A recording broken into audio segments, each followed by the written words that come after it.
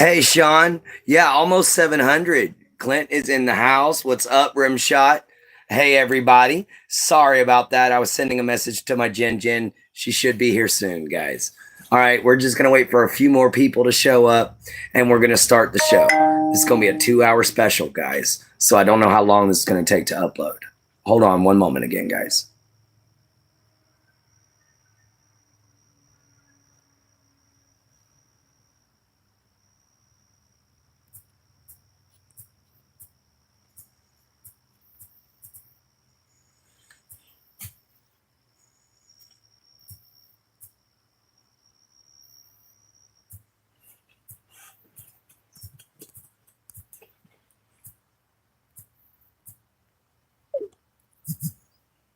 Hello, Mr. Snoopy.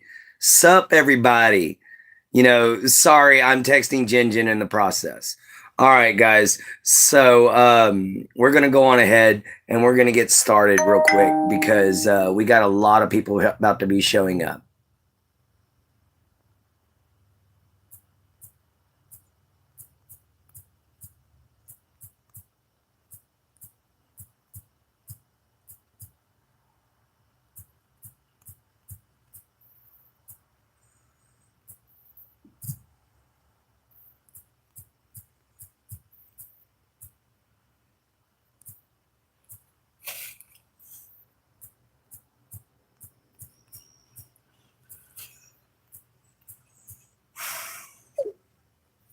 Sorry about that one. All right, everybody. Sorry about that for sure. So here we go, everyone. We're going to go on ahead and get straight into it, guys. First off, this video is dedicated to my friend Foxy because she was kind enough to offer the suggestion. And what's up, Mental? How you doing? But hold on one more minute, guys. I'm so sorry.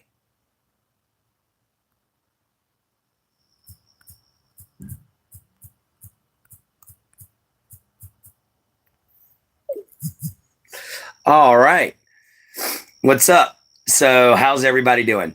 We're going to get right into it since we have enough people here now. And I'm going to have to just go on ahead and start the show. What's up, everybody? How you doing? So here we go. Hang on.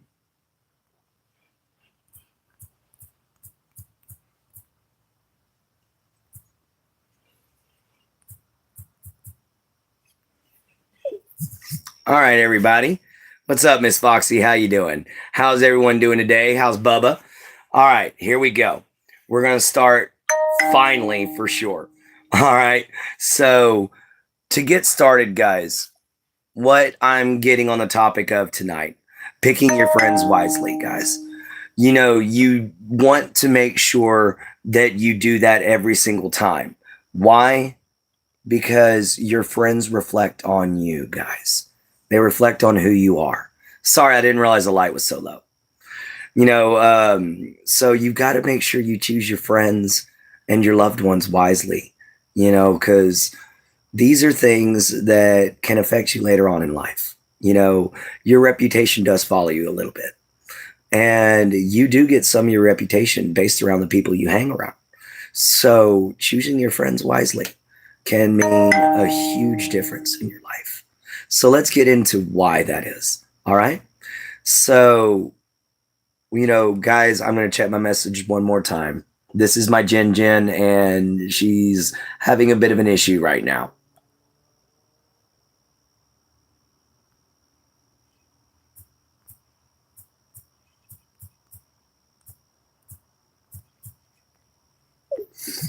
All right. So here we are. Now, back to it. When you start out young, you make friends with everybody because you want everybody to like you. You're worried about being popular. You're worried about, what everybody else thinks about you and how you're going to be seen by the world.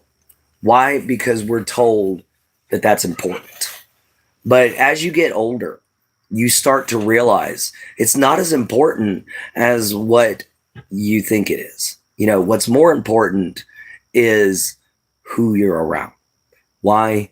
Because if you're around the wrong crowd and the wrong people, not only can they get you in trouble, but they can get you the reputation of being a troublemaker. They can get you the reputation of being somebody who causes issues, who causes problems, and it's never good. It's also one of the biggest issues that young people face nowadays, because they got so much peer pressure. And, you got all your little cliques and everything like that. And you've got these little groups that listen to certain celebrities and listen to certain influencers. And hopefully they turn into good people. But sometimes, guys, they listen to the wrong folks, and they follow the wrong people. And that leads them down bad roads early, doing drugs, sneaking out of schools, things of that sort, and that's never a good thing, guys. You never want to be around those kinds of people. There's also toxic people. These are people that, no matter what you do, no matter what your accomplishments are, no matter how good you do, you're never enough. They're always going to find some reason why they should be upset with you. They're always going to find some reason why you're wrong and they're right. These can be narcissists. These can be, psychos. These can be antisocial people. These can be all kinds of people. But guys, if they're toxic and they're toxic to you, you got to get rid of them, man. And you don't want to be around those people in the first place. So in order to learn how to not be around those people, you need to take and learn how to read body language. You need to be able to take and learn how to read someone's soul as it was. And what I mean by that is you need to be able to learn how to look at somebody and watch how they move and how they act and everything like that. And you can sometimes be able to determine whether that person's going to be worth hanging out with or not, by their actions, by their vocalizations, by their talking. Listen to how they talk, listen to what they say. Guys, all these things are important. We're starting to get bugs in here. Give me one moment while I turn on my AC. Move this back. Here we go. All right. Let's let that little baby kick on. And we'll get this place nice and chilled. All right. Back to the show. So yeah, guys, as you grow older, you learn these things. You learn how to read people. You learn how to identify who can be a threat, who could be a friend, who's flirting, who's being antisocial, and who just doesn't want to be messed with. Guys, you can also tell those who want to be around you. Guys, they're interested in you. They want to know more about you. They want to talk to you, guys. And they're going to come up to you. They're going to make their presence known, guys. They're definitely going to make it something special. And as you learn and you grow and you realize these things, you start to notice what we all like to call, and pardon the language, bullshit. All right, guys? And when you start realizing that, when you start realizing that somebody is speaking some bullshit, walk away, walk away, walk away. You know what I mean? You don't want to be around those people. And if you start noticing that somebody's, kind of into criminal activity, you don't want to be around that either, because that gets you branded that way too. Not just by the people around you in your neighborhood, but by the law enforcement. They know you're hanging around. What's going to happen when you're over at their house one day and it gets raided? Guess what, guys? You're going with them. Whether you did something wrong or not. That's just how it is. Hang on. Ah, sorry, I had a piece of food stuck in my teeth there. But my bad. Anyhow, so yeah, you don't want these kinds of people in your life. So you've got to learn how to choose. Look at those people that have a negative vibe. Look for those people that are kindred to you. Look for those people that are, look for those people that are kind. They're going to show interest. All right, guys, you're going to be able to know it. It's hard to explain. All right. So it's a feeling you're going to get is the biggest part. It's a feeling, and you just got to roll with it sometimes. Now you're going to make mistakes with these people and everything like that. It's going to be known. It's whether or not they're true friends, is whether or not you can fix the problem. That's why you got to choose them wisely, because a bad friend, like what my poor Jinjin's been experiencing, is going to make things hard on you, guys. And a good friend isn't. A good friend's going to lift you up. They're going to motivate you. They're going to push you. They're going to try to make you be a better person. That is a good person to be around. That is someone you want to talk to, because they're going to help you throughout your life with different experiences, and they're going to lead you down different paths that you never knew that might, in all honesty, be better for you. When I moved in over here at my friend's house and I left the woods, I left my swamps and I came down here, in the middle of suburbia, still surrounded by swamps, but suburbia. But anyway,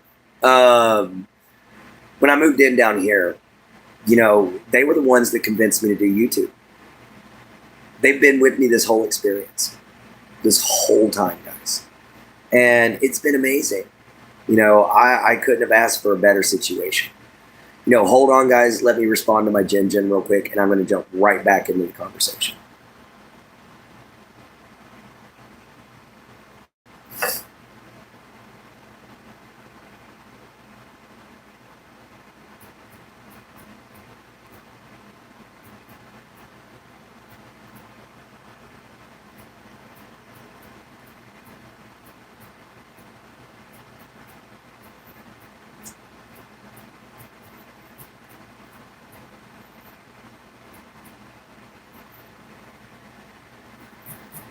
All right, guys. Sorry, I have to focus to text. I can't just do it.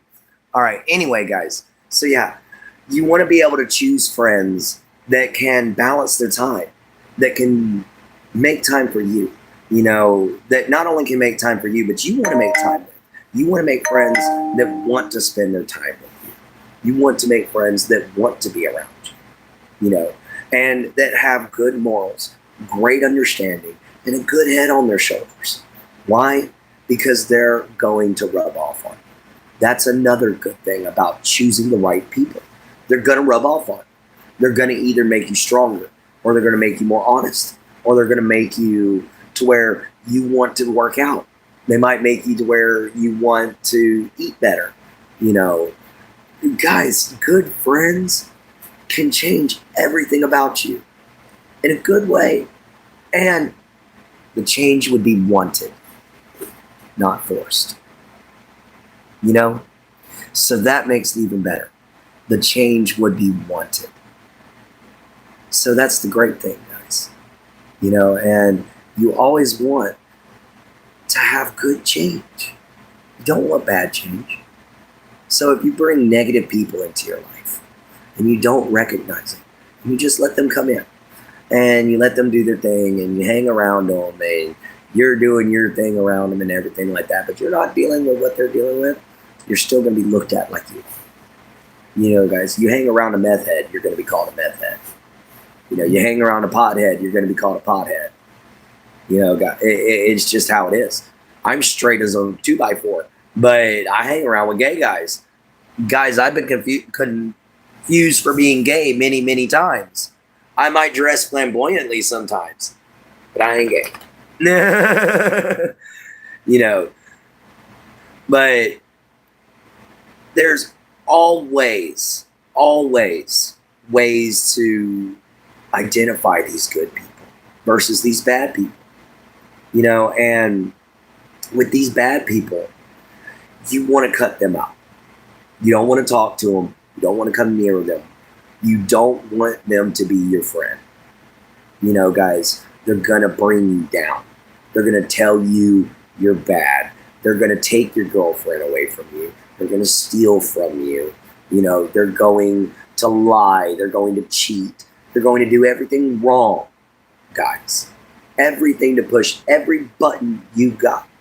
You know, and they might not even, some of them might do it on purpose, some of them might not. You know, guys, some of them might do it on accident and just not realize that they're just a crappy person. Because some people are just that. Some people are just crappy people. You know, and you just don't want to be around them. That's just true. You know, and I hate to say it, but I've met some. You know, and it's usually because they make very bad decisions, and or they've been, you know, they make very bad decisions and they live very bad lives. And what I mean by a bad life, I don't mean rough ones, guys, because the rough life that they live, they put themselves through. No, I mean they live bad lives because they choose to live badly. They choose to break laws. They choose to break oaths. They choose to not listen to promises. They choose to steal, lie, cheat, all the wrong things out there, guys. You know, some of the worst ones to me are people that abuse and beat children and women. You know, I can't stand them kind of people. You know, and you never want to be friends with a guy like that. You know, you never want to be friends with, you know, anyone who does anything horrible like that, if you can help it. You know, guys, but that's where experience from growth comes in. That's where you learn how to look at a situation and go, that looks a little wonky to me. I'm going to go over here.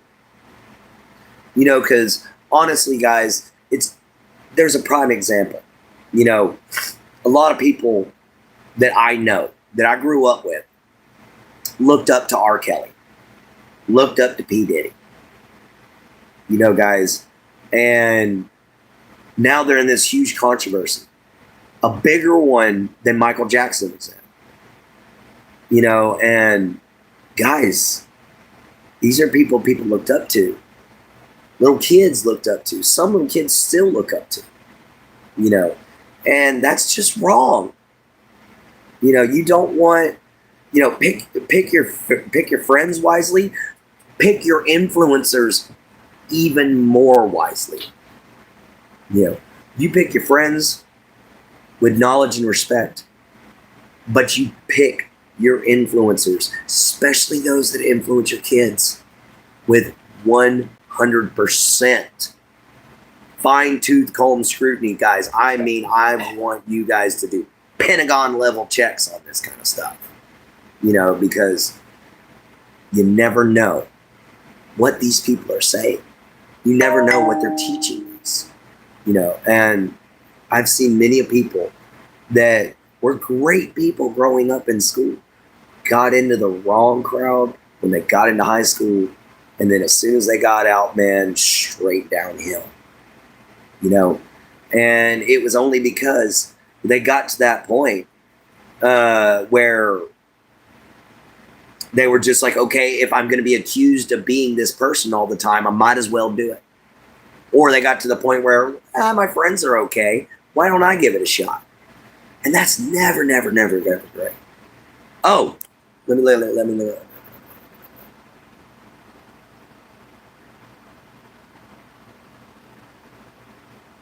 Oh, Bubba put Bubba as a mod? Oh, okay. You know what? You're right.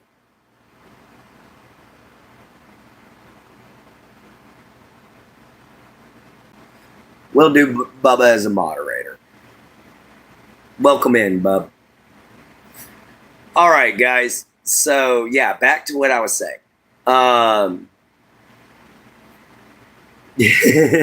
So, yeah, we don't want those bad people there, guys. Because I've seen a girl, all right? I knew a girl.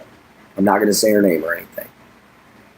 Absolutely stunningly gorgeous. I mean, could have been a model, guys. Like Victoria's Secret level, but natural, you know. And 100% did not need makeup. She got with this guy. Everybody knew he was a troublemaker, but she was just like, I want the bad boy. I can't help it. Guys, he got her into meth. He got her into meth. And last I saw her, she barely got a tooth in her head. She's covered in pock marks.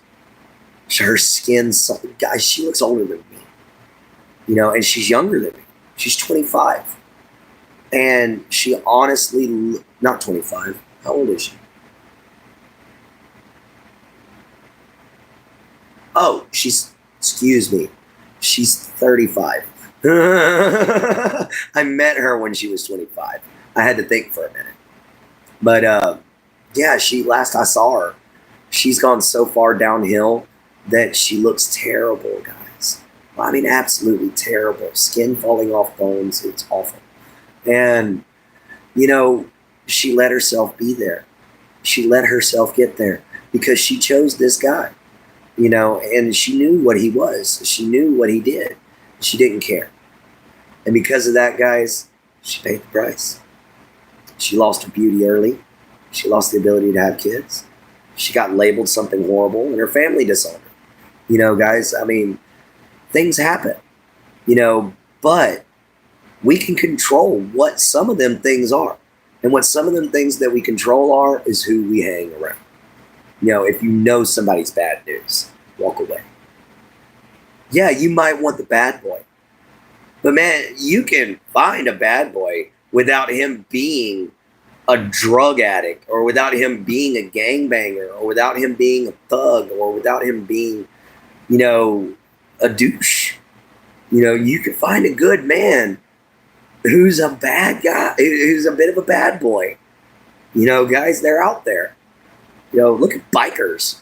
Half of the bikers out there are giant teddy bears, man. They look big and intimidating and mean and all that. But you let some little kid have cancer in their hometown, they're going to ride.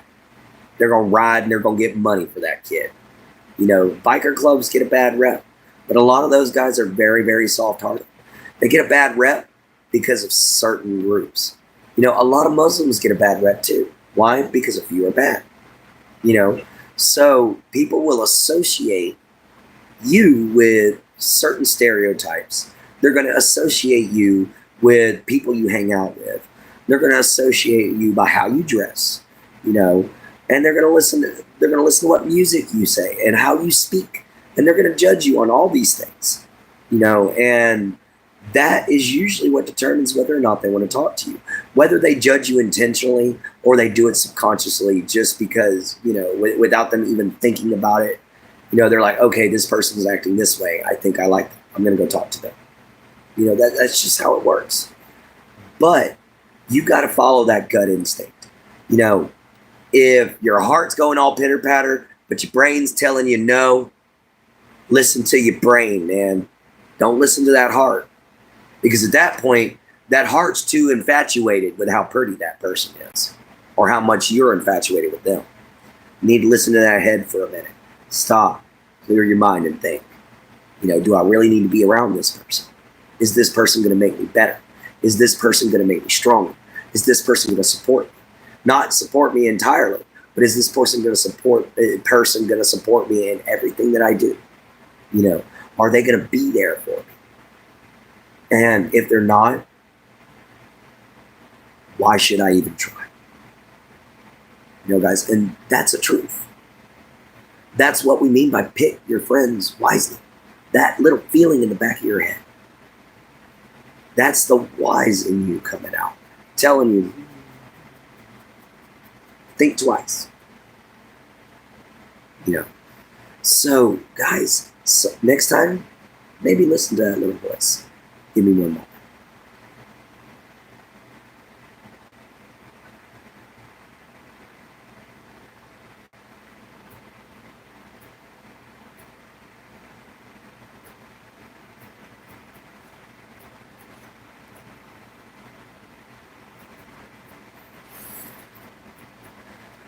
Hang on, I cannot text right now with one finger.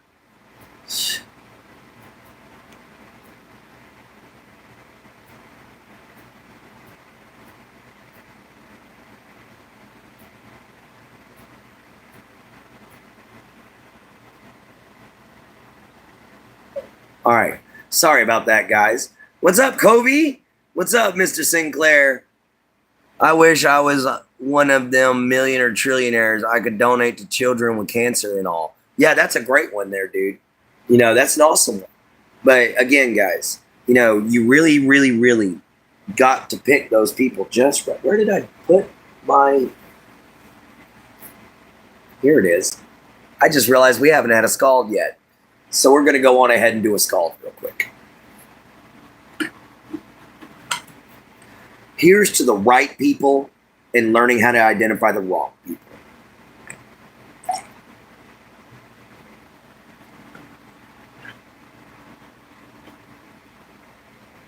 All right, guys.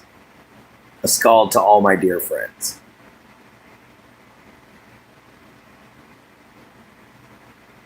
Scald. All right, guys. So, yeah. Just want to be treated like a same who you are out there to have respect for it. Thank you, buddy. Thank you, Bubba. But you're awesome, man. You really are.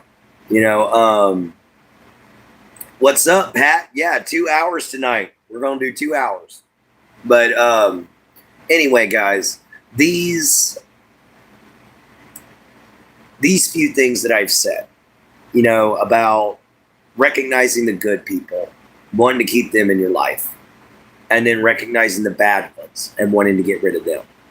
And what all can come from choosing the right friends. You know, choosing the right friends can change your entire future.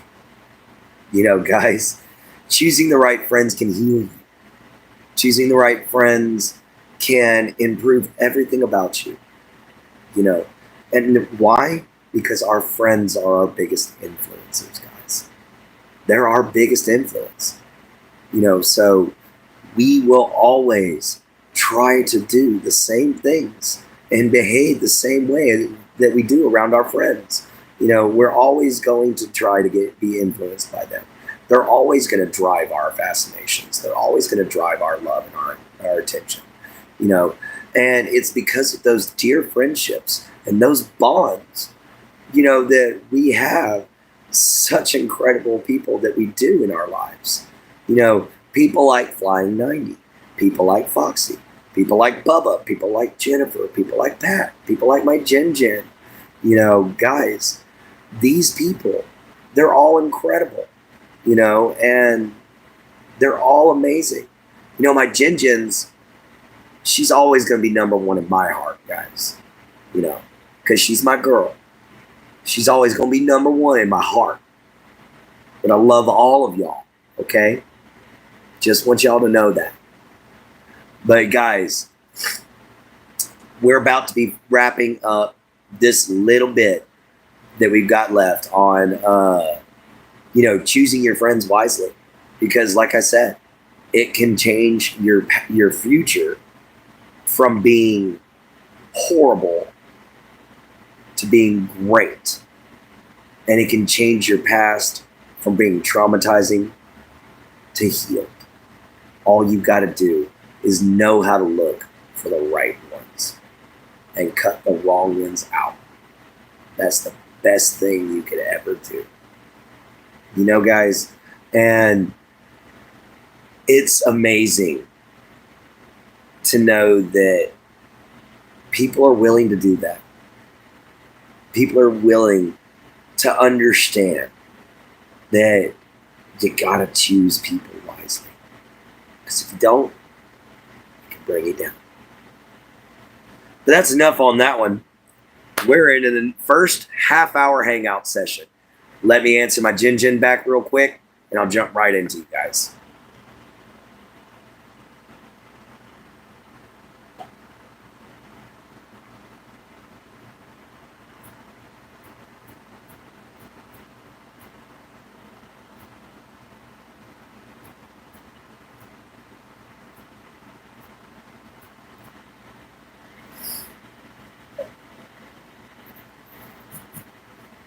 All right.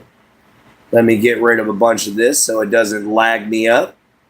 All right, guys. Please pin, comment, please pin. Oh, what's up, Nightshade? Here we go. Pin. No, you're not that late, girl. You're not that late. Over 15 hours. Yeah, over 1,500 watch hours, guys. Over 1,500 watch hours. That's absolutely incredible. I cannot believe that. You know, it's just it blows my mind, guys. We started on January 17th and we're almost at 700 people and we're almost at 1500 watch hours. It's insane.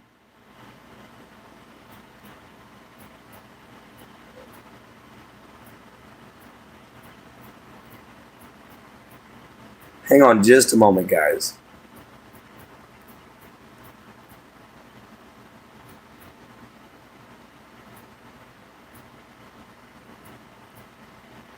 There we go.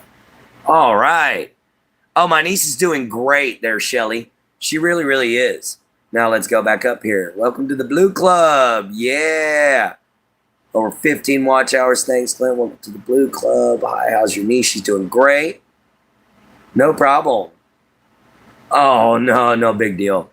Oh, like I said, man, take me years to get where you are. It took me years to get where you are. Wow, really, Richard? Oh, that's cool. Oh, no problem, man. Nightshade, Foxy, they're also great, but I can't believe it. I can't believe it. It's taken this short amount of time for me to get there, guys. It's blowing my mind. I thought this was just going to be a little bullcrap thing, and it's turning into a big thing, guys. It's getting big, really quick, and I never expected that. It's totally hit.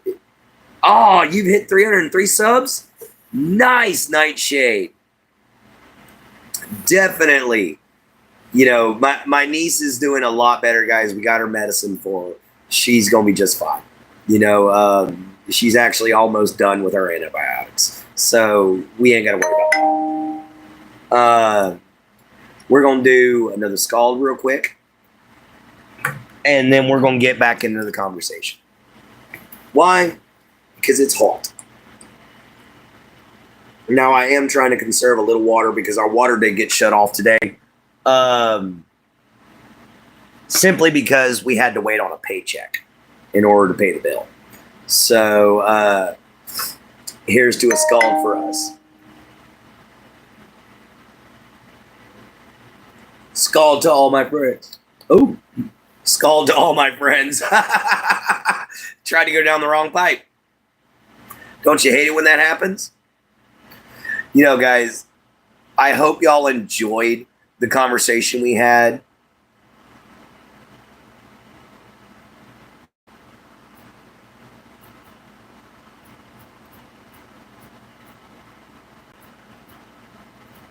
That little bit about it was a great way to get my point across about choosing friends wisely. I hope you guys loved that and understood, or not really. Well, I do hope you loved it, but I hope you guys got some good information out of it, some good wisdom.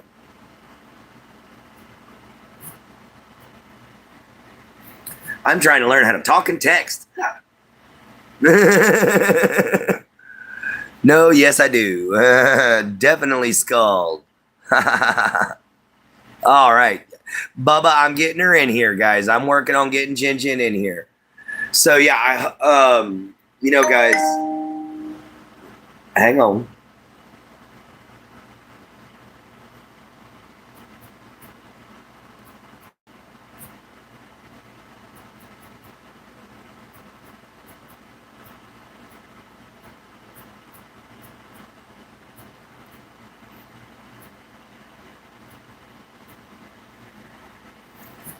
I was just letting her know that you missed her there, Bubba. But yeah, guys, that whole thing about, choosing your friends wisely, I had to learn that myself, and it's really, it's not easy to do sometimes because I still make mistakes. I still choose the wrong people. And why? Because I have a big heart. And that's not bragging. That's a very unfortunate problem. When you got too big of a heart, you want to help everybody. Some people are not worth helping, guys. So I just wanted to say that because a friend of mine recently moved in with an old friend of his he thought he could trust. And they stole some stuff from him, guys. Not only did they steal stuff, they tried to sell his trailer out from underneath him. Yeah, big problem. So that gave me the idea for choosing your friends wisely, you know. Uh-oh, everybody calling for her. I'm going to let her know.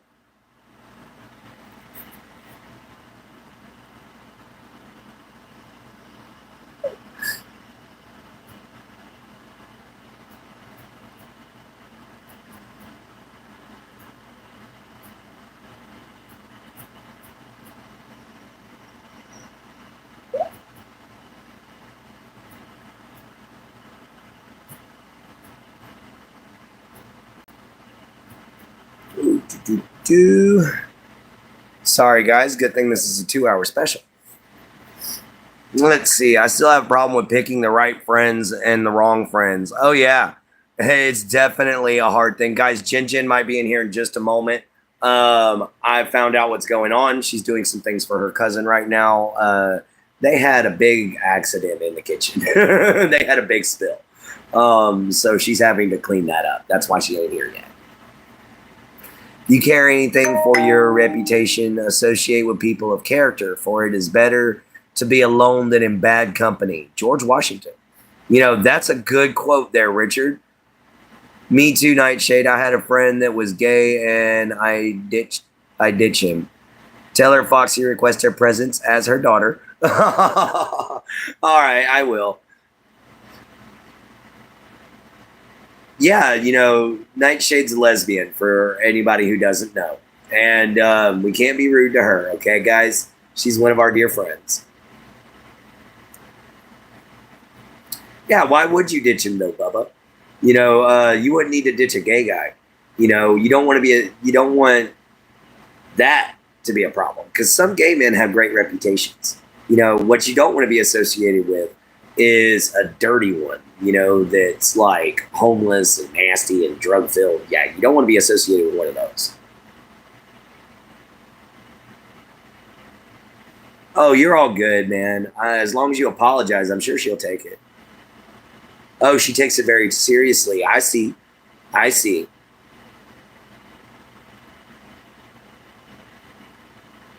Yeah, I could see how that could be an issue. You know, guys, let's try not to argue though.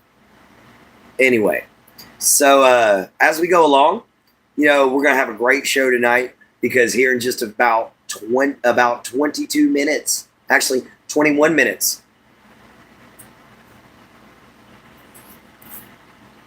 the Scribesman's Journal, guys. We're gonna be reading this for the first time, and I'm gonna be showing you animations from each page as soon as it is brought up. You know, so guys, this is going to be fun. Well, not animations, but illustrations. You know what I mean.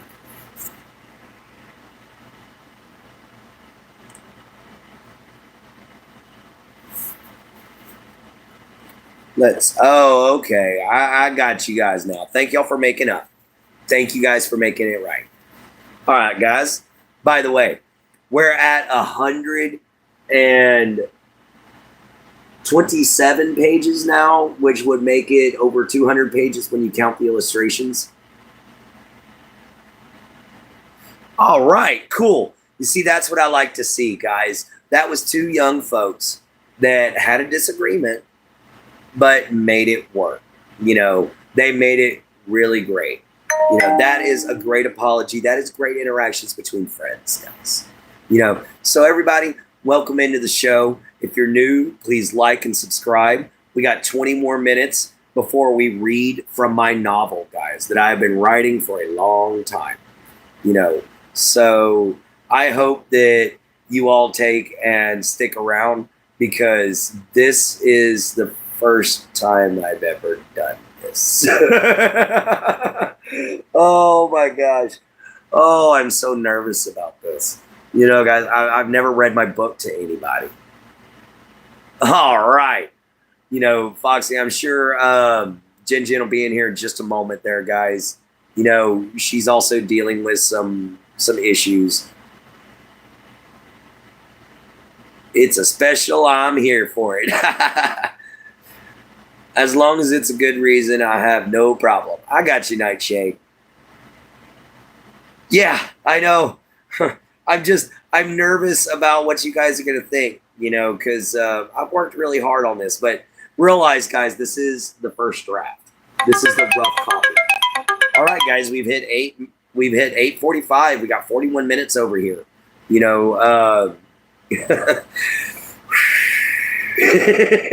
I am still a little nervous about this, guys, because, like I said, I've worked really hard on this book for a really long time. Oh, I know you guys will. I'm just hoping y'all like it. That's the only difference, because I want honest critiques here, guys. I don't want no sugarcoat. If it's poopy, let me know it's poopy. But it is the first draft. It will be, I do have extra notes that I've taken down and written down to correct on certain areas, where I've made mistakes as I was writing, because every writer has to take and keep notes, because they're going to forget their stuff, they're going to forget what they're trying to write about. And this book has been something I've been working on for quite a while now. Words are art too. Yeah, definitely. And I'm trying to word this like someone who starts out panicking and freaking out about the world around him, and then gradually starts to get used to it. So each entry is like a journal. It ends with a date and a season, so I hope y'all enjoy that part. And I will be reading the little extra clip notes at the bottom of each page for you guys, so that y'all get the full book experience. Yeah, maybe Nightshade, you should read one of yours one day. Definitely. Guys, this book is called Blackened Hills, The Scribesman's Journal.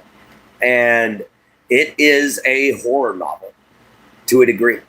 It starts out as horror, and then as it goes on, it becomes more of a horror fantasy adventure, but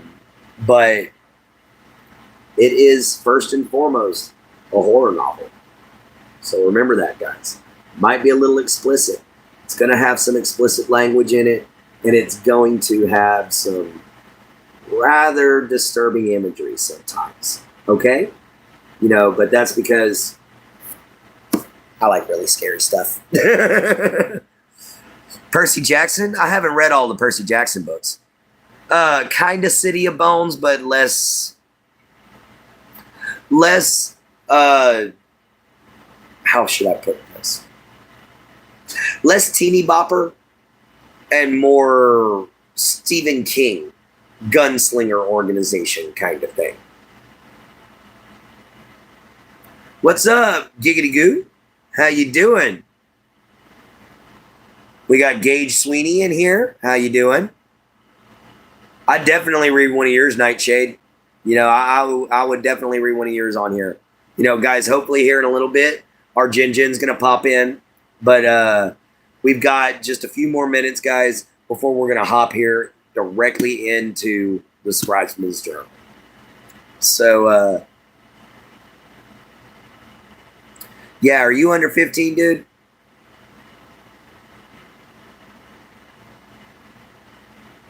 Your name is Gage too? That's funny. Actually, it's 16 and older, is where I've been trying to get at, but yeah, 15 is pushing it, but I'll accept a 15-year-old. They just have to be really mature for their age. But yeah, this is about to get kind of explicit and have some cussing in it. So if you're younger than the age of, 16 or so, you might want to split for this one, guys.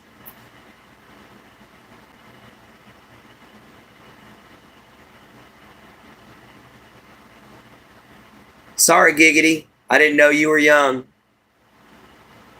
Yeah, this is an explicit book. You can come in during afternoon hangouts. You can come in during Morning Mojo. But you can't come in for reading this. It's going to be, hopefully it won't give anybody nightmares. Because when my mom read it, it gave her nightmares. See you later, Giggity. You have a great night, man. All right, guys. So we've got 9 people in here. We still got 15 likes up there. Let's try to reach 20 before the first hour mark. You know, that would be a wonderful thing. Go on ahead, share the video, guys. Let's get the word out. It's a 2-hour special tonight. You know, let's see how many people we can draw in. Let's try to get let's try to get a bunch of numbers up there, guys. So yeah, I can't wait until I actually start this. Yeah, that horror type, definitely. There's cryptids. There's my own twist on certain species. You know, there's real legendary creatures in here, like, say, I'm trying to figure out a way to incorporate a group slang. And if you haven't heard of what that is it looks like a giant serpent with kind of an elephant's head. And it protects, like, these big jewels underground and stuff. But I mainly remember what it's called a group slang and what it looks like. And then it's an African legend. And I definitely want to check that out a little bit more. I'm sorry, my Jin. I hate that you're having a bad night. All right, cool. Thank you, Nightshade. See, Jin, I told you everybody's here and everybody's missed you. I'm sorry you're having a bad night, though, my love.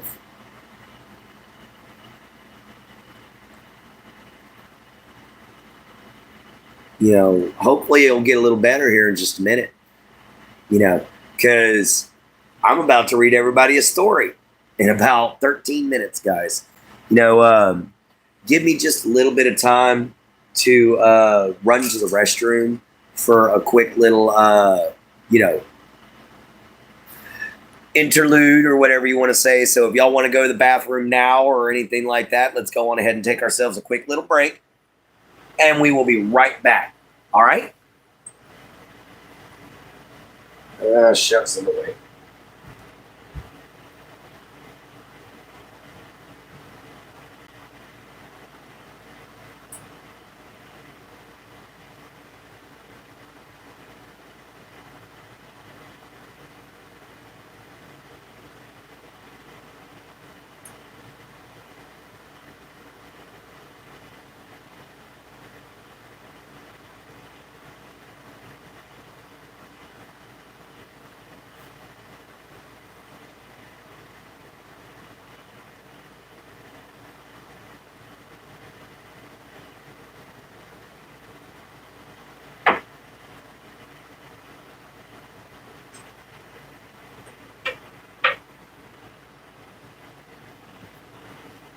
Alrighty, guys.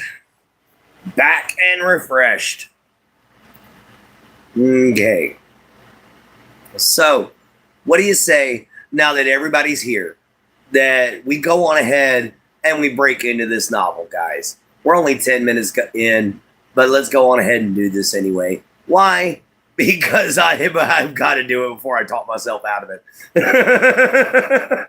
So, a little bit of a shot of some water real quick, and we'll get right into reading, guys. Ooh, this is almost as nervous as when I first showed my drawings for the very first time on here, guys. I thought you guys were going to hate them. Now, granted, remember, some of my drawings in this book are old, so some of them don't look as good as the others. But I'll let you know if I drew them whenever I was younger or not. All right, I need a quick little sip. So let's do a scald, everybody. Y'all ready? 3, 2, 1, scald. Here's to Blackened Hills.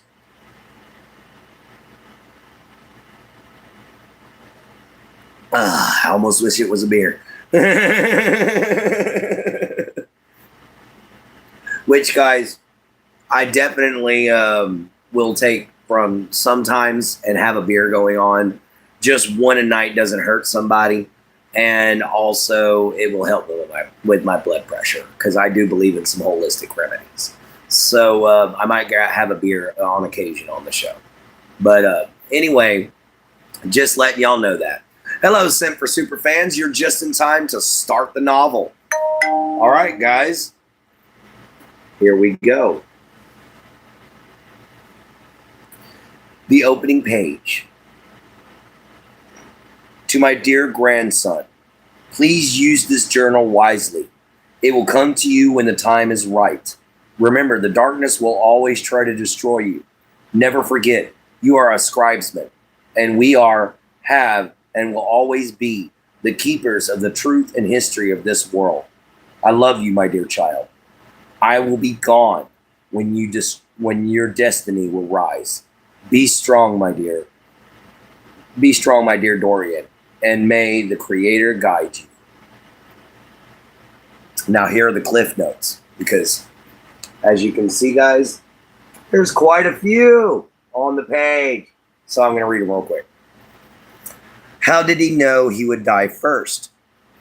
The ancient cult followed this being, meaning the Creator. This mark is important. With all my love, your grandfather, Albert James Scribesman. P.S.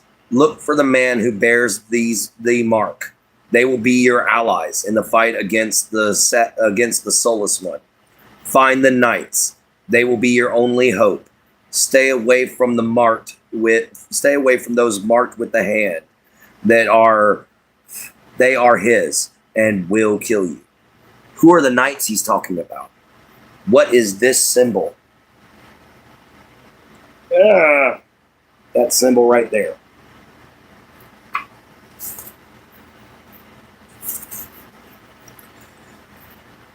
Page 1. My name is Dorian Scribesman. I am a historian and a chronicler of the end of my world. I have taken the chance that someone may find this book even after all are gone. Uncontrollably, I have felt the urge to write this log, to let the beings of this future know of the world that came before it. I didn't know what will come of it. I do with this information as you will. I begin this study by introducing you to the world as I knew it. My planet is known as X tier, and the year is currently 2200 AM after man. I am 22 years old, and I have spent my days raised by my grandfather, Albert Scribesman. 4 months ago, he was killed. Some men from the Black Hand Tower broke into our home and shot him. Before they came for him, my grandpa showed me something, a book. I think it's why they killed him. The book was old, really old. Grandpa told me that it held the history of our world. He told me that it's the key to peace in all of X tier, relies on the secrets in that book. When his men left, they took the book. I haven't found it since. Since his death, I've been trying to put all of these conspiracies together. Maybe when I'm done, I will finally be able to sleep, and all the questions that my grandfather left me with will soon be answered. Again, I am no conspiracy theorist.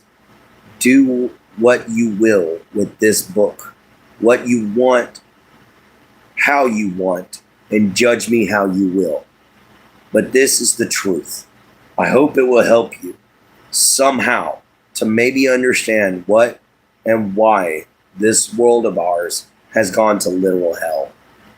Although I'm afraid that we are heading to far worse fate, my only clue is this symbol that my grandfather once told me was a holy symbol from long ago. I only hope that I can get to the bottom of this confusion before the end comes. Day 1, first of Caldoria, the start of Sonora, the first solstice. What does this mean, and why is it important? There's the symbol, guys. That is actually my own personal rune. It actually means me.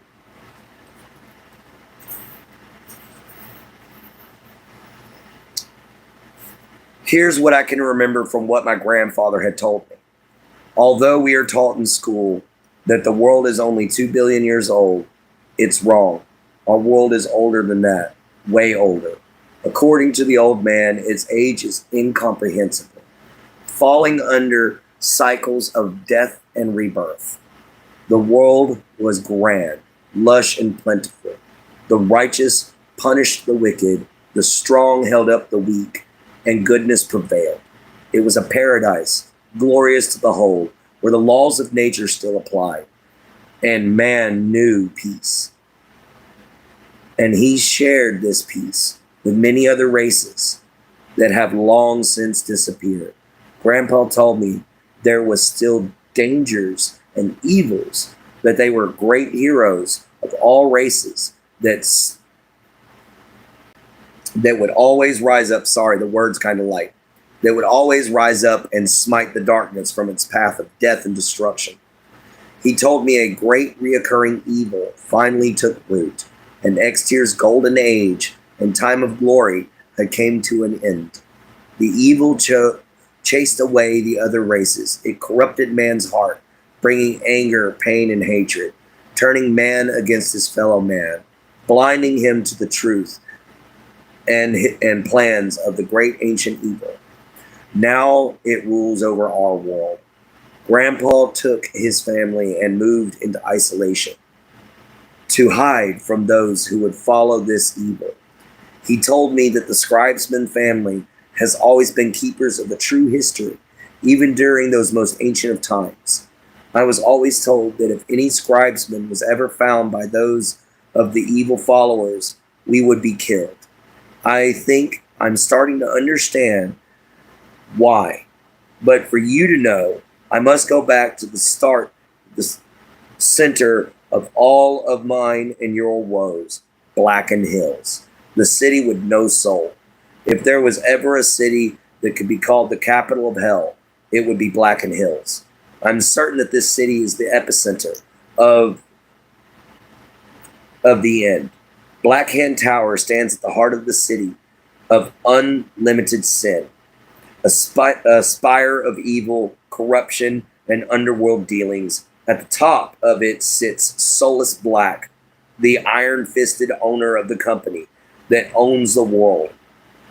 I, without a doubt, believe that Solus is the great reoccurring evil my grandpa talked about. I also believe that Solus is the evil that Solus is the one who had my grandfather killed for the family book. He's hiding the book. I know he is. He's hiding it to keep people from finding out who he is and what he's doing.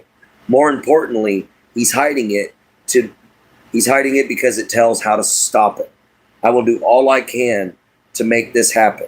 I swear on my grandfather's grave, I will find our book and see Solus Black perish for the many crimes he has committed. Checking library for the history on the cities and symbols. Then it's got a phone number. Ask for Pamprise. Still nothing on strange symbol, not even one lead. Day 2, 2nd of Caldori. And guys, this is Solus Black. This is my main villain.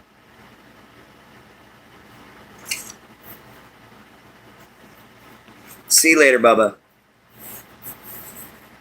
All right, let's see how much time we've got here. All right, we're only at 59 minutes. Founded in 1718 after man, Blackened Hills started as a simple logging and paper mill, as a simple logging town and paper mill. In 1725, it was discovered in the numerous mountains around the post, massive coal deposits, changing the small trading post and paper mill forever. In these early years, life had its normal troubles. The Chakua people didn't take too kindly to the settlers. A feud that lasts still. The few Chakua people seemingly still remain on the reservation, 4 hours outside of the city. The colonists at the time recorded stories of braves taking the form of wolves or bears and ravaging whole wagon trains by the dead of night. The Chukua, however, tell of vampire-like monsters that came with the foreigners' plagues. Diseases are still a large problem. For the most part, life was life. In 1742, the mine was cutting a new tunnel deeper than anyone in history. Director at the time was certain that that precious gemstones and rare elements were hidden underneath the coal bed. Deep into the core of the mountain, the tunnel twisted and turned 7 miles down. A fatal accident happened around around day 25, and 82 miners lost their lives. One man escaped. What he said was written off as the ramblings of a man driven mad by trauma. He spoke of a strange purple mist that bellowed out of the cavity that was opened by the deep dig team. Normally, that wouldn't be unusual, but he recalled a voice. The gas was said to have melted the miners around him after driving them mad. The one survivor died 10 years later, locked up in a sanitarium. He hung himself, leaving behind one phrase written in his own feces: "Beware the shattered heart that will devour the cosmos." What could this mean? My only way of finding out lives in the hope that I could find the surviving miner's lost journal. God only knows where that is. It was shortly after this accident that life in this world went to literal hell. Crime started to slowly take hold. By 1745, the mine closed and the town started to die. By 1756, Blacken Hills had become a red light town, full of outlaws and pimps. For 2 centuries, the town grew on illegal activities. By 1960, the refineries and the newly reopened mine in a new location took over. End of day 3. Third of Caldoria. End of Sonoria.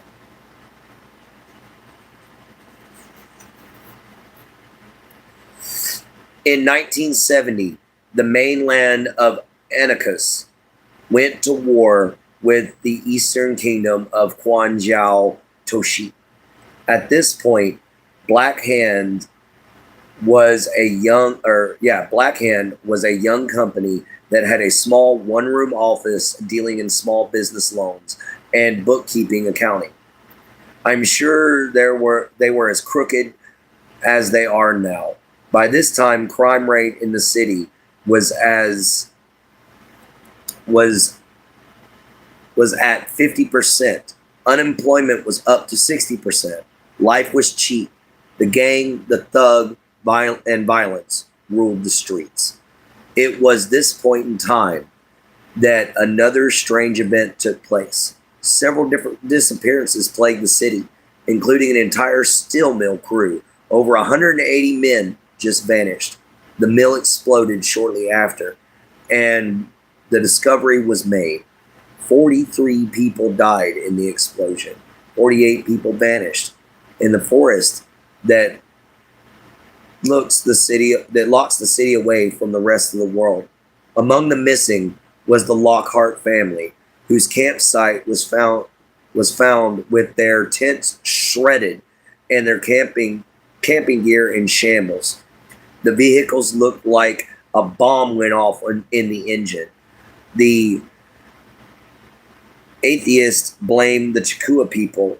The result was 22 of the tribe and 68 people served long prison terms for murder. Several animal attacks had taken place on the lake since.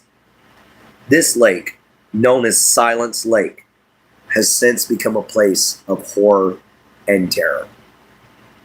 Reports claim it was an unknown animal, but at least downtown Blacken Hills had a massive 100 people go missing.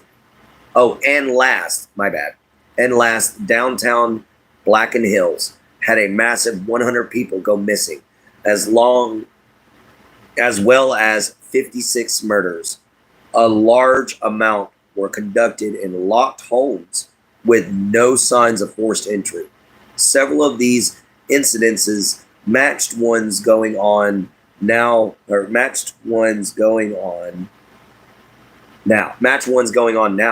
I will need to look into these events and see if they are related.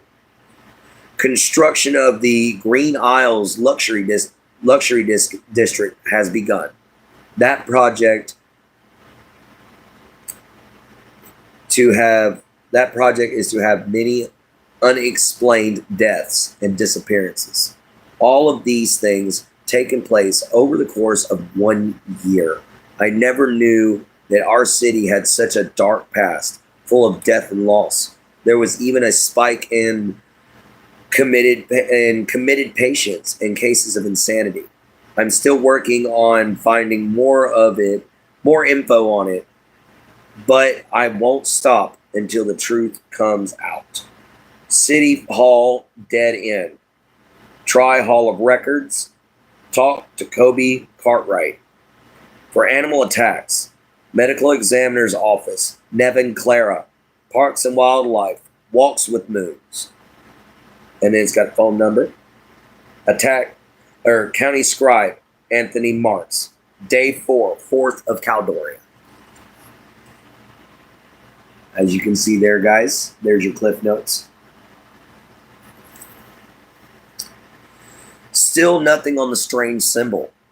All I could find on it was some references to an ancient cult that used the symbol to represent their god, and some conspiracy theory about a secret society that is out to better mankind, for once. Times like this, I wish I still had Grandpa's book. I knew that all the answers lie within its pages, not words, within its pages. No words yet from the Blacken Hills Hall of Records. I've left several messages. Guess I have to go in person. Miss Clara, however, was a big help. She's searching the hospital archives to see if she can find the medical examiner's notes from that terrible time. She wishes to meet me face to face. I still don't know if I will or not. It's still hard to tell who I can and cannot trust. I don't think they know where I am hiding, and I would love to keep it that way. If I don't meet up with her, I will have to be careful. Choose the meeting grounds carefully. As for Mr. Walks with Moons, he will be much harder to get close to. There's so much hostility between the natives and virtually everyone else. That relations with any of them is very difficult. He won't help without heap big compensation, as he put it. The asshole demanded 100 grand just for some words of mouth of what happened. I might have to just be happy with the medical report. Miss Martz at the county scribes gave me my first clue in a while. She told me about a small town. It suffers pretty badly during these years. They might have better records. Apparently, since Blacken Hills has gone digital, they have lost many of their records that I would have needed. The town is known as Harmon Hollow. It's about 5 hours outside of town, though, on the other side of the Chakua National Forest. There are no roads through the forest, so I can only go around. The one thing that bothers me most is the warning that followed. She told me to be careful that people go missing and strange things seem to be going on. The people who live in that town apparently don't take too well to strangers. I'll have to be crafty, be in and out. Maybe it's time to buy a gun. Cliff Notes. Miss Farsight, Firearms. Harmon Hollow Hall of Records. Obadiah Crones, Master of Records. Day 5, 5th of Caledonia. I've made it to the town. Hostility is an understatement. These people are downright jerks. They have done everything they can to make me leave. One, overcharging me for the room and refusing me service. That Obadiah guy is a total prick. Harmon Hollow is small, that's for sure. Only 25 miles wide. Majority is suburbia with surrounding forests. They do have, however, 2 gas stations, a full school district, police station, fire department, and 1 massive church. Seriously, the whole town can fit in there. What's just as strange is the church doesn't bear a cross, nor one depiction of Christ. Instead, they have this weird glyph. You even see the people of this place wearing pendants of it. I almost feel like they're a cult to themselves. I also seem to be having trouble concentrating. My mind is badly cloudy. Feels weird. Like my mind is in a fog. Like that time I did shrooms with that kid who lived in a few miles away from our cabin. I also can't seem to place where it came from, but I can almost hear a tune playing in my head.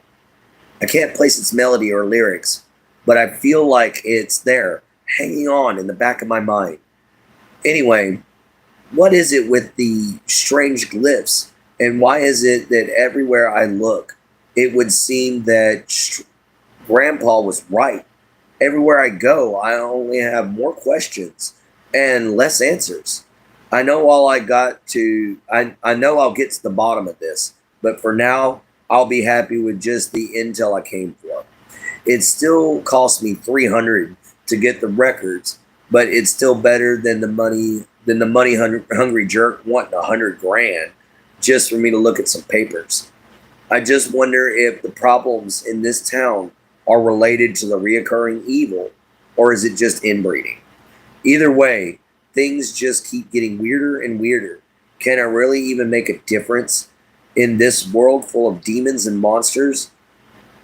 The more I think about it, the more I doubt myself. Am I really that important? And if so, why? Cliff Notes. Checking a local pastor, Jacob Smythe. God's Song Inn. $185 per night. The church bell rang just before dark. The whole town stopped and went to church. What is this? What does it mean? And why is it all over the church?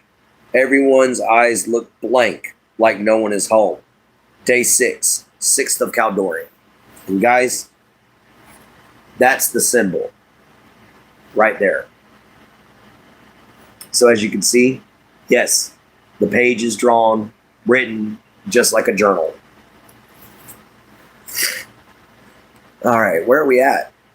All right, we're at 1 hour and 14 minutes, guys. So how long have I been reading?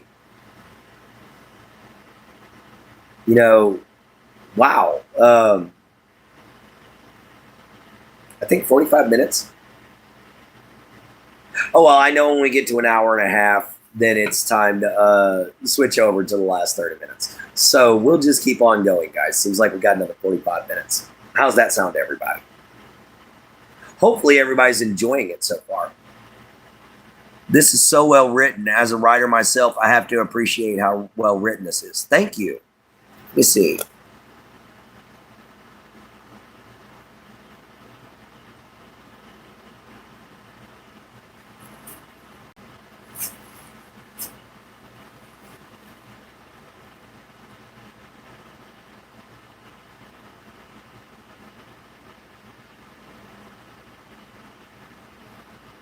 All right.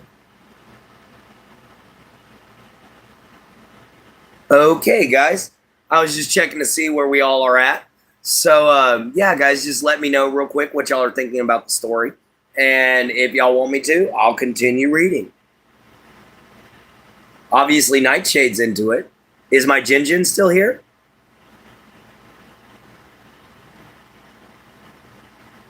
Or did my chat freeze? I hope my chat didn't freeze.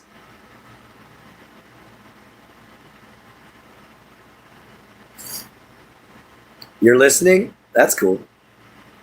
Can somebody give me a heads up here, guys? I need to know if my chat frozen. Oh, there we go. It's not frozen. Cool.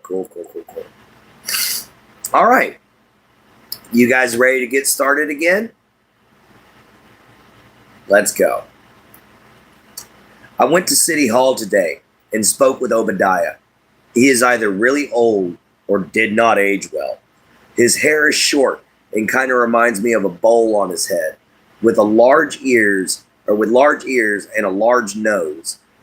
The eyes were lopsided, lumpy with the ears were lopsided, lumpy, with the left being cauliflower. His long, downward sloping nose was as bulbous at the end, covered in black heads and pock marks. The eyebrows were bushy, really bushy, while his forehead was a crisscross of wrinkles. One eye, the right, seemed to be in a constant squint. He almost seemed to be close to it. He almost seemed to be close to it. His left eye, however, was wide and slightly bloodshot.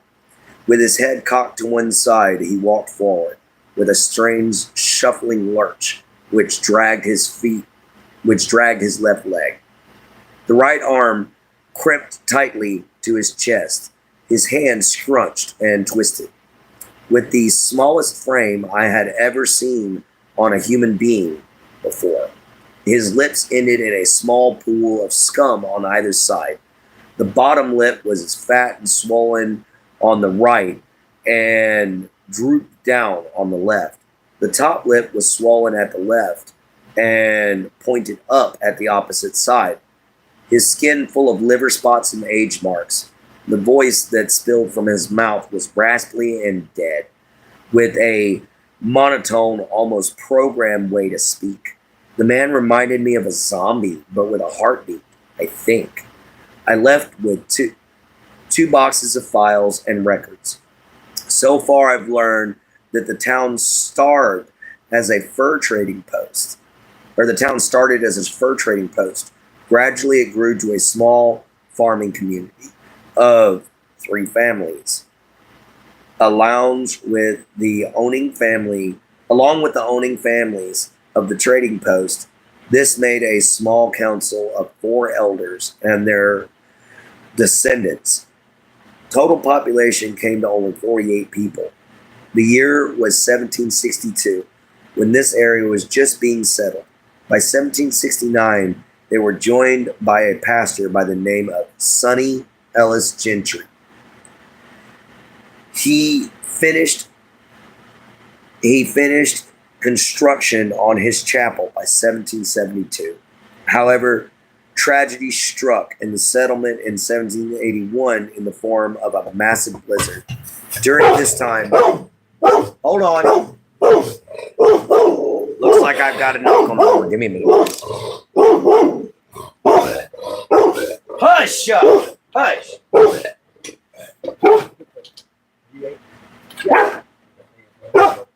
right, you try to meet yet. Oh, what was left side? Like I didn't want to take all the way. No, I'm not taking that. No, go ahead and eat, bro.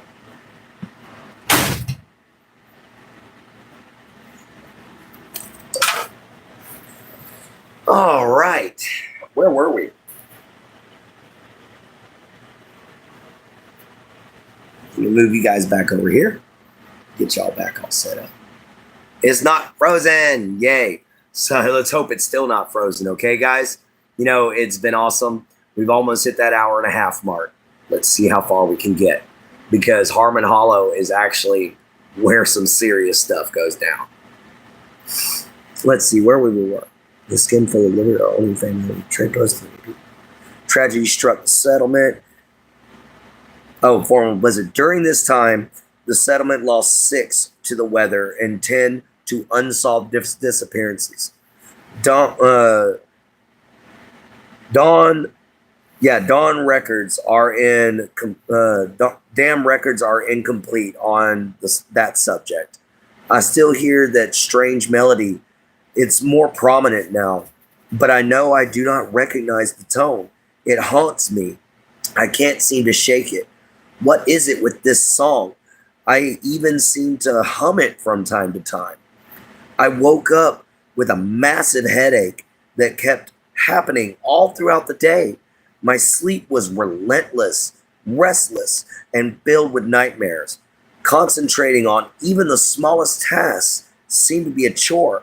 I lost my keys while they were even in my hands, and I forgot my own shoes walking into the door. Even now, even how to turn on the coffee maker. Something is wrong here, and I need to get to the bottom of it. I bet it has to do with that strange glyph. Get to the root of the song. Why can't I hear it all the time? Invest in sleep aids. Everyone's eyes are blank. Day 7, 7th of Caldorian. Guys, we're going to read this last page, and then it's time for a hangout. What's up, the Caden? We're sitting here reading from my novel. We're actually 8 pages in. That song, it won't leave. I can't sleep or think. All I can do is think about that damn song. I hear it everywhere I go. The people hum it, the radio plays it, yet strangely I try to say it out loud and I can't. I can't recall the words. Plus, I can't be sure or not, but I think that people are still disappearing. Yesterday and the day before, I saw the same person at the front desk. Yet today, instead of the middle-aged woman, it was a young male. He claims that he has been here since the motel opened, but I know it was a woman. Besides that, the store clerk is different, and so is the mayor. I don't know what's going on. This whole town is confusing me and pissing me off. Not only that, but my dreams. I keep seeing this face. It's grotesque. I can barely describe it. Even now, I can't recall it well enough to give a proper description. It won't leave my mind. It keeps calling me. I feel like someone is trying to probe my mind. I want nothing more than to leave this place, but I must get the information I need to save this world. The great evil is still out there. I can't shake it. The feeling that he is behind all of this, that somehow the spell on this town is all due to him. I want to stop him with all my heart. This cannot continue. Oh, grandfather, I wish you were here. You would know what to do and how to stop it. I wish I had the book. You swore it had all the answers. The Black Hand will pay for all they have done, especially for your death. I couldn't work on my research due to that damn song. So I will have to pick up where I left off tomorrow. I hope that tonight's sleep will be better. No more nightmares about strange faces, weird songs, or dark thoughts. Why is that song still so stuck in my life? Please let me sleep. Oh, one thing I did seem to discover. One thing I did seem to discover while I was trying to do my research. That preacher that showed up shortly after the town was founded, his picture seems to appear in another image of the city council that wasn't so unusual, except for the fact that the times didn't match. He was first photographed in 1769 when he first joined the Harmon Hollow Council. While reemerging through this message in 1769. Oh wait, hang on. While rummaging through this massive amount of paperwork I found a photo dated 1810 when the settlement was officially declared a town. In that photo, a young man stands in the middle between the mayor and the city representative. The name on the photo read Albion Void.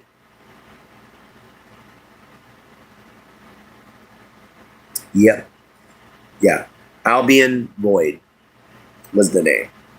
The man bears a striking resemblance to one another. The men bear a striking resemblance to one another, despite the nearly half a century between the two photos. I haven't made the connection yet, but I think there are one and the same person. While I've had some, hang on, when I've had some rest, then I will investigate further. Can someone leave? Can someone live 40 years and not age? Or is he more than human? Grandpa told me that monsters were real and everywhere you can think of. Who knows? Maybe one day I'll see a ghost. Yeah. Casper, here I come. Here's the cliff notes. Funny thought. The pastor isn't human, but the ancient evil. Held by the hand of the shepherd. That, yeah, held by the hand of the shepherd. That's a quote that some people need to understand. Day 8, 8th of Caldori. All right, guys, 8 pages into my novel. So, what did you guys think? Tell me you guys' responses. I really love to know. Thank you. I was hoping people would like it. You know, guys, if you're still here, please go on ahead and let me know. You know, guys, so far I know Nightshade's here. I'm hoping the Caden's here. You know, hoping Brian's still here. When will it come out? When I finish it, guys. You know, I still got to do illustrations and everything. You know, I'll definitely try to send you one. But, yeah, guys, that's Black and Hills. That's the first 8 pages. You know, and they're all handwritten. So, thank you. You know, I worked really hard on it. And to think that novel functions as a game. That book helps you to play the game. Hold on, guys. I've got to take my meds. Time for the nighttime pills. Because it's 2 minutes past. Not too bad. All right. Yeah, like D&D. A game similar to Dungeons and Dragons, yes. The Realms of Exterior, Black and Hills.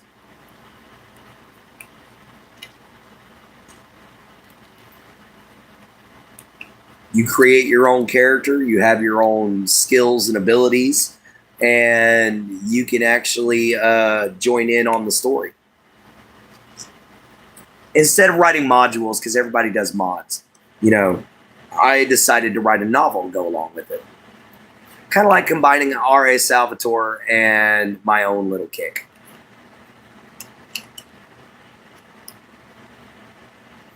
I may have been able to finish one more page, but sorry, guys. You know, I went on ahead and set her down. Looks like Nightshade's the only one still left in here, guys. Did anyone else hear the story?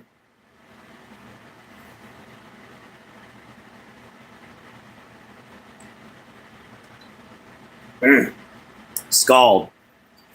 All right, guys. You're thinking about getting back into D&D, Nightshade? I'd do it, man. It's getting popular again. Have you seen Vox Machina? Watch some of that. Oh, yeah, Scald for sure. But watch Vox Machina. That's a really, really good one. Now, let's see. What all everybody do?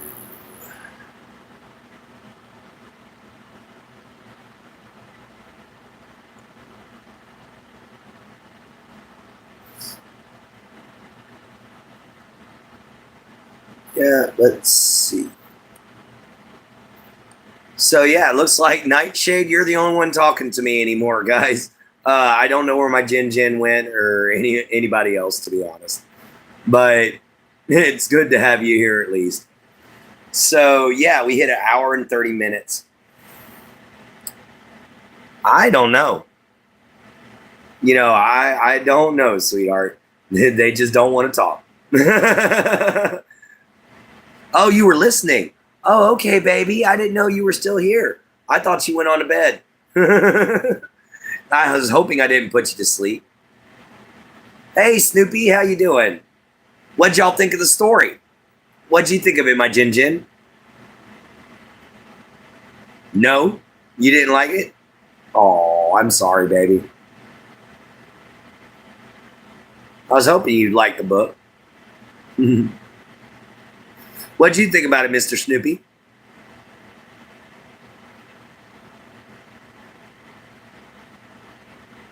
You know, guys, I am really nervous about this, and I've had one response about the book. Oh, no. I just hope this is going to be actually worth it. It was good. Thank you, Snoopy. I mean, yeah, that's only 8 pages. Okay, okay. So, what'd you think about the book by Jin Jin? I know Davey and all of them already left. Pat's here. What's up, Pat? You still enjoying yourself tonight, man? Richard. Well, I felt really Earth, but I like your world building. Thank you. You know, yeah, it's a little similar to Earth because I do am trying to make it kind of like it's a parallel world to Earth. You know, guys, where they literally find out that their world is part of my mind. You know, and so that is something I'm going to be working towards. I just don't know how I'm going to do it. All right. I'm glad that some people have really enjoyed the book. What did you think about it, Pat? And what did you think about it, Brian? Is Bubba still here, or did he have to go to bed? I'm sure he probably had to go to bed.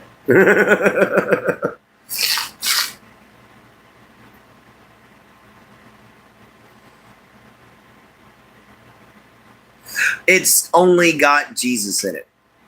It's only got Christianity in it, and that's it. That is the only other similarities. We're going to start getting into differences here in just a little bit. You know, that was just the very first 8 pages. I wrote that when I was still in high school, guys. Thank you. Thank you, Pat. Thank you, Brian. No, it was not the same. Instead, the way that I've got it in my world, the story of Christianity was that Jesus Christ drove out the bad creatures. In other words, you know, elves, dwarves, werewolves, things like that. He drove them all away. And that was why he was the savior of mankind. I changed the story around, you know, so I wouldn't have to deal with Christians being angry at me. They're going to be angry at me anyway. But, oh well. There are Jewish-like people in that world. They're literally called the they literally call themselves the people of the Shining Sands, is what their name translates into. I haven't quite figured out how to create a word that sounds Aramaic or Jewish without it straight up being Aramaic or Jewish. You know, I'm trying to come up with something different. But yes, there are Jewish type religions. There all religions have been included. All cryptids and beliefs have been included, and it's literally because I've wanted to incorporate everyone's faith, everyone's beliefs, and then I have my own pantheon that I've added into it. You know, and the way it works out is that every god has their own realm.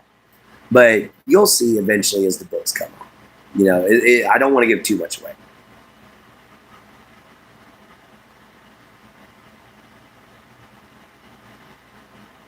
That's true, Yeshua.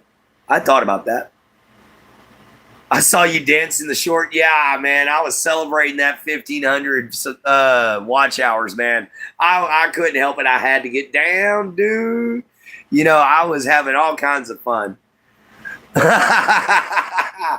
Yes, it was so much fun. I can't dance. I know I can't. But I was boogieing my ass off whenever I turned around and seen that 1,500 watch hours. You know, it was so much fun.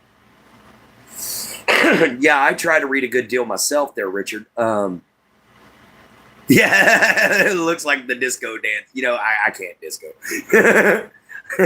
But I read a great deal myself there, Richard. One of my favorite books is The Clan of the Cave Bear. I'm currently reading Stephen King's It.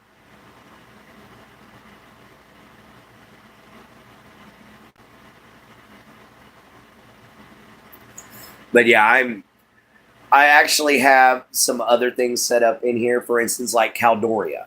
Caldoria is like our spring, but it lasts a full year. So when I do day 365 of Caldoria, that's the end of their spring. So I've lengthened the seasons, lengthened the year, and I lengthened the hours in the day. There's actually 48 hours to a day instead of 24. I'm still here, and I was here when you asked for me, Clint. I was doing something in real life. Oh, okay. I didn't know if you were still here. What did you think about the story? It was awesome to have you show up. It was awesome to have you, Richard. We still got my Jin here. It's great having everybody in here, guys. You gonna be right back, love? Okay. Is that outfit what you were talking about in a few live streams ago? Yes, this is.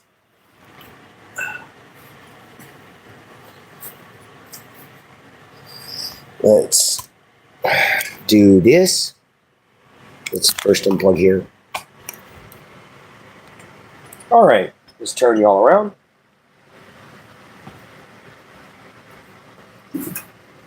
This is my tunic, guys. And of course, we got our moccasins on. This is how I used to dress all the time, guys. It's comfortable to me.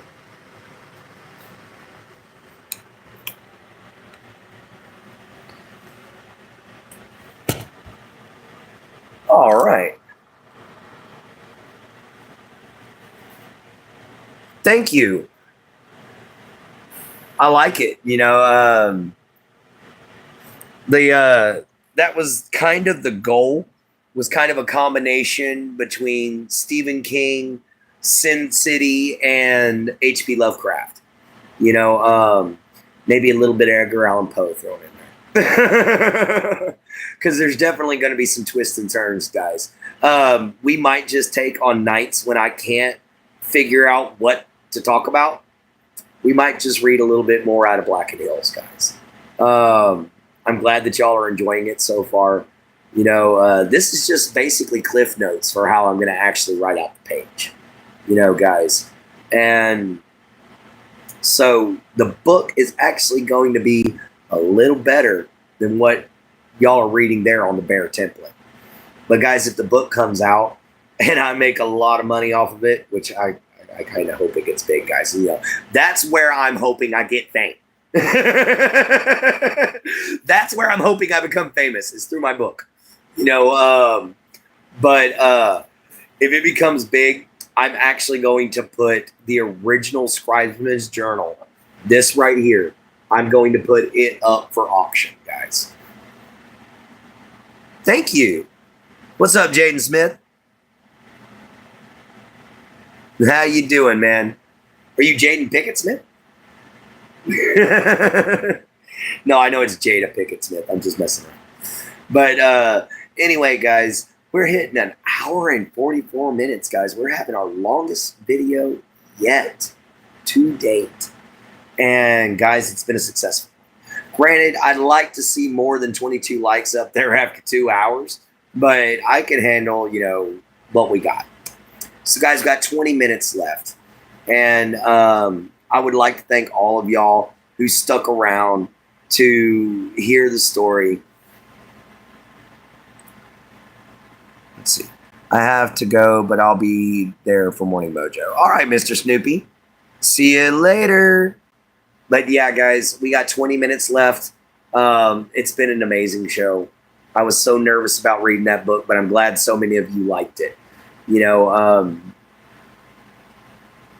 I wrote those pages while I was still in high school.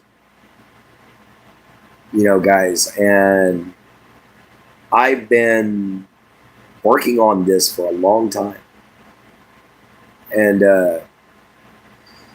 yeah, I can't believe that it actually went over well.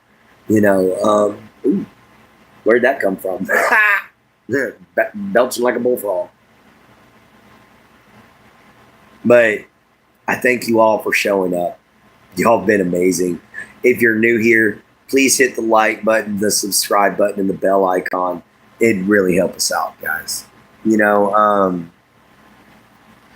I always tend to like to look at the brighter side of things. Where are we at right now? There we go. But I always like to tend to look at the brighter side of things, guys. And the bright side of reading this novel to you guys is the simple fact that I get real world comment from people who barely know me. And that makes it more honest. If you don't like it, you don't like it. But I hope you do. But guys, I'm hoping to have the book out maybe in the next year or two. But I got to find a publisher and everything like that too. So it takes a minute to get these things together, guys. And I'm getting pretty close to finishing it. So the main part that's taken me a long time is the illustrations. Because as you guys saw for the first picture, there's more pictures to come. Because I still got to go out and draw Pastor Gentry. I've got to draw Obadiah, which y'all heard the description of Obadiah. He's going to be a weird one to draw. But hopefully it works out. So, guys, I want to thank everybody who stayed as long as you did. You didn't have to, guys. It's been a really long show. I'm sure I'll get some good watch hours out of this, though, hopefully. We're always happy to have new people show up and come say hi. So, man, if you're new to the show, pop on in, say hi. Thank you. Thank you, Foxy. I've been trying to get better at it. I've been working on getting a lot better at this, and I'm getting a lot more comfortable on the camera, which is a good thing and a bad thing. It's a bad thing because I let my inner sailor come out sometimes and I say dirty words. But it's a good thing because apparently I can let my goofy out, and I didn't get made fun of as bad as I thought. Oh, my Jen, don't worry. I'm about 15 minutes away from calling you, baby. Okay? My poor Jen, she had to sacrifice an extra hour for us tonight. Guys, and she's such a trooper. I came up with the idea late, and I told her late. And it made her rather upset, but, we can get through it. And she agreed to go on ahead and let me do this 2-hour special. Guys, she's an amazing person. I could not do any of this without my Jen.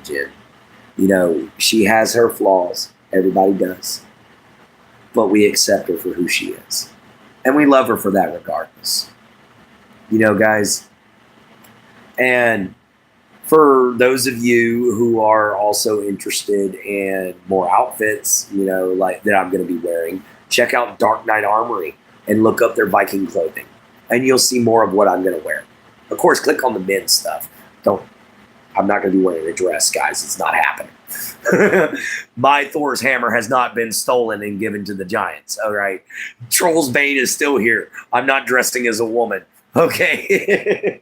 And, for those of y'all who don't know, and I'll give a quick little legend here for you guys from my own people. One night, while Thor was asleep beside Lady Sif, Loki snuck in, stole Mjolnir, and brought it to the Jotuns to use in the Giants games, and as a gift to the winner of the Giants games to present to an Asgardian bride. Well, Loki wakes up and convinces Thor, along with 2 other people. I got to look up the legend to see who those other 2 people are. It's been a while since we've talked about this. But he convinces him and these 2 other people to go find his hammer. Loki, of course, being Loki, makes them think that at one point that he's deciphered what happened, that the giants stole it. So they go to the giants' kingdom. Well, he says, you very well can't go in there, Thor.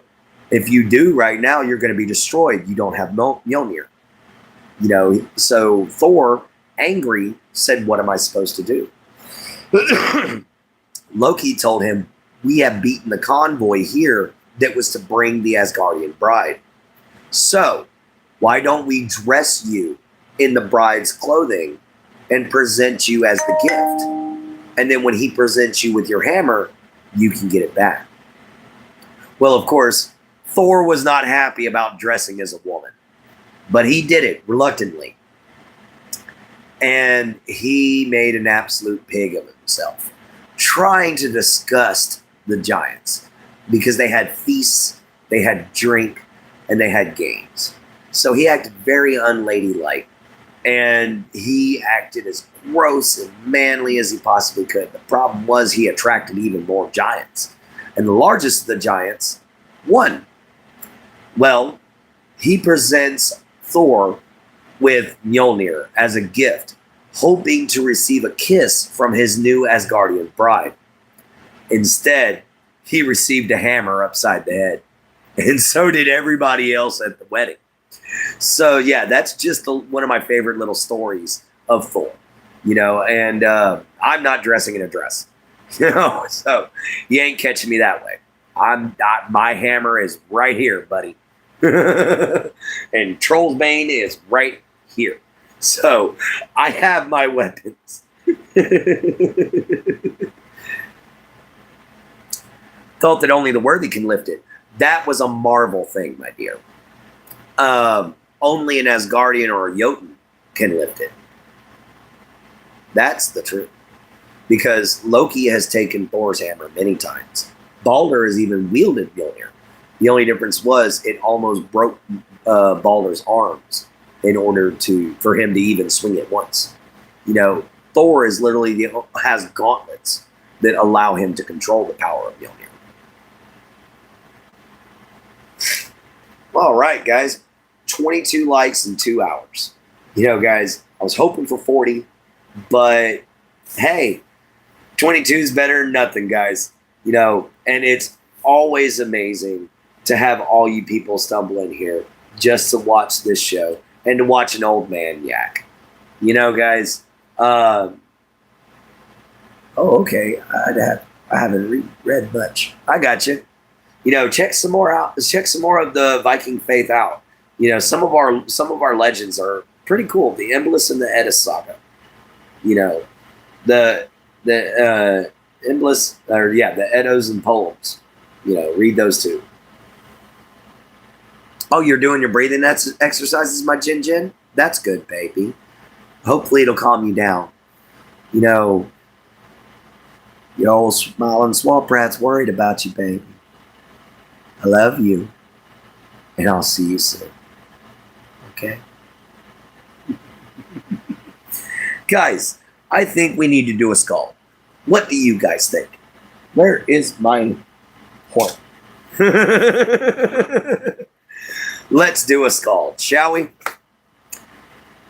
Here is to working hard, having good results, and good friends to tell you if it's bullcrap or if it's worth it.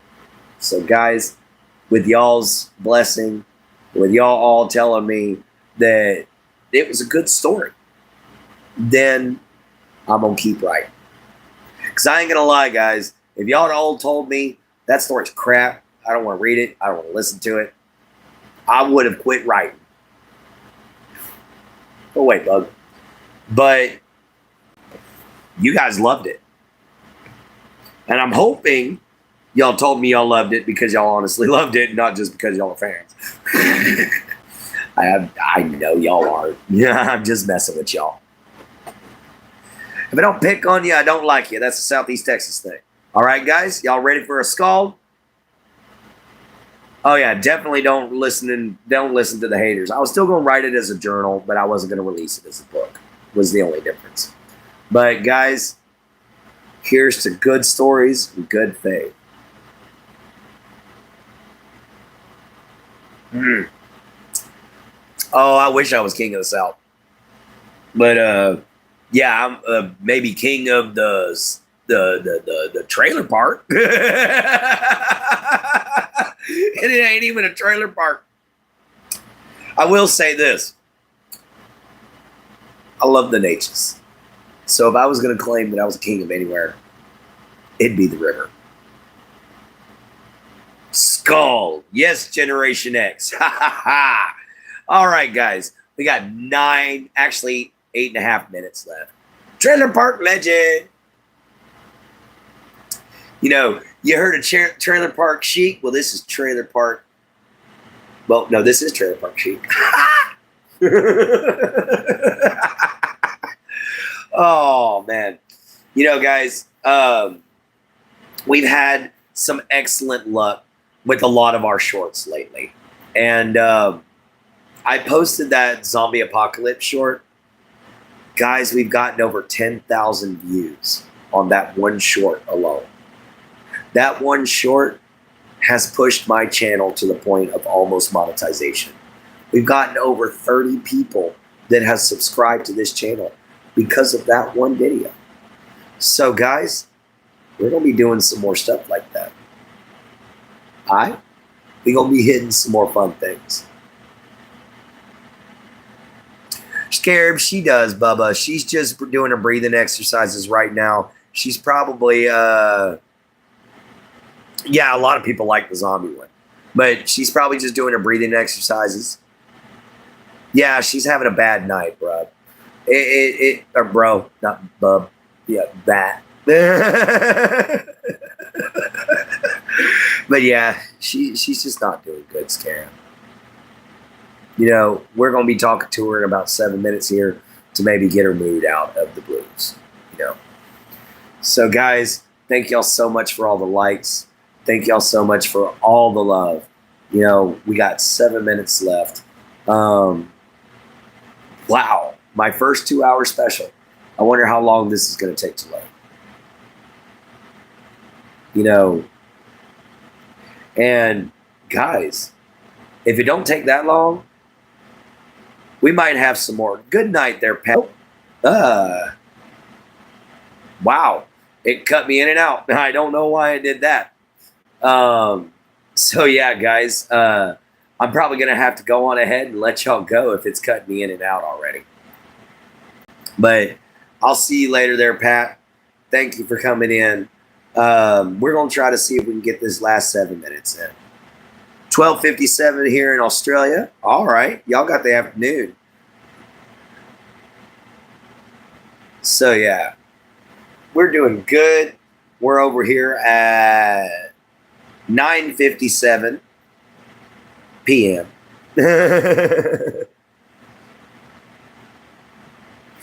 See you later, Scarab. Are you saying goodnight to us, Scarab, or are you saying goodnight to Pat?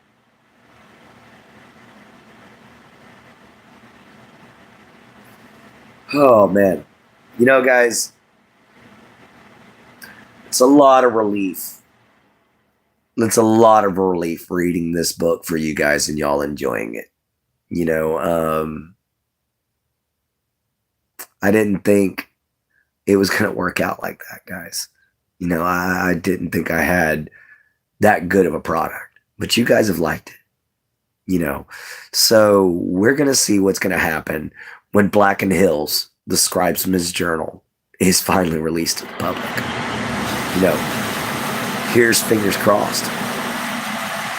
Thank you. You know, I just, it means a lot to me, guys, you know, to hear feedback in a, you know, in any manner, you know, but to hear positive feedback over something you've worked that hard on. Oh, it's only going to get better. This is just the beginning. That's why I said I'm going to read for y'all again. You know, this got quite a good bit of views. So I'm going to read from the novel for y'all again some other time. But I got to write some more pages so I can keep up. But yeah, guys, it takes about 8 pages of reading.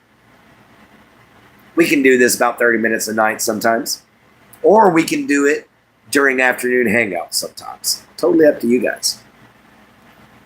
You're going live soon? Awesome, awesome. Thank you, Unborn. You know, it's wonderful for you guys to listen. I can't believe so many people paid attention for so long. You know, that was awesome.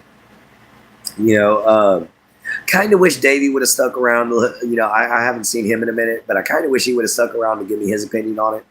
You know, but guys, that's okay. You got stuff to do. You know, everybody has their own thing. And not everybody wants to sit there and listen to somebody just yak for 30 minutes. Oh, new girl. Okay. Let me look. Oh, wait. There's a Davy. Oh, I see it. Ooh, I gotta go. I definitely gotta go.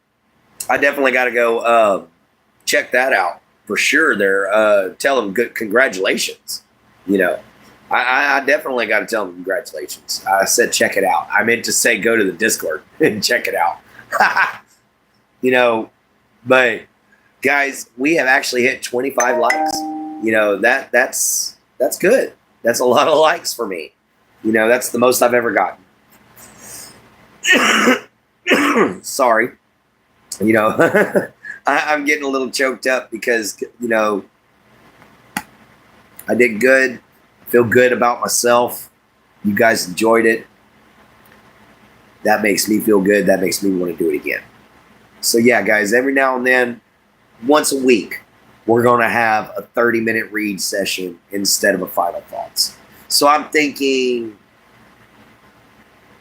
Saturdays or Sundays. Sundays work. Sundays we'll have readings instead of final thoughts. So remember, next Sunday, it's going to be another reading of Black and Hills, guys. So I hope to have you guys there. Y'all have all been amazing. It's always incredible to have you guys here. I always enjoy y'all showing up. There's never a time that I haven't gotten on here and had a bad time. Now, have I had some drama? Yes, but that doesn't mean I didn't have a bad time before that.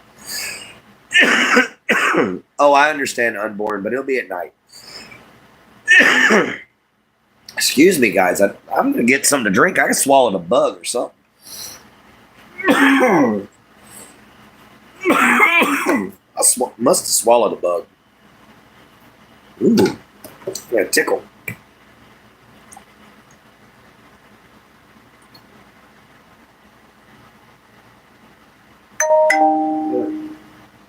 Hopefully that makes it better. All right, guys. We're in our last few seconds. So I just want to say my normal spiel. You guys are awesome. This channel would not be what it is without you. You know, let's spread y'all's awesomeness to the rest of the world. Let's share these videos, guys. Let's like, let's subscribe. Let's hit the bell icon. Come join the family. We're only going to try to get bigger. You know, guys, we're growing every single day. So let's keep it up, guys. We're probably already at 700 people, you know, and we already hit 1,500 watch hours. You know, guys, we broke 1,500 watch hours really quickly. So I can't wait to see you guys next time. See you from the swamp, later from the gator. Love you, mama. Love you, papa. Love yourself. Be kind. Always find a way to help everybody. Later.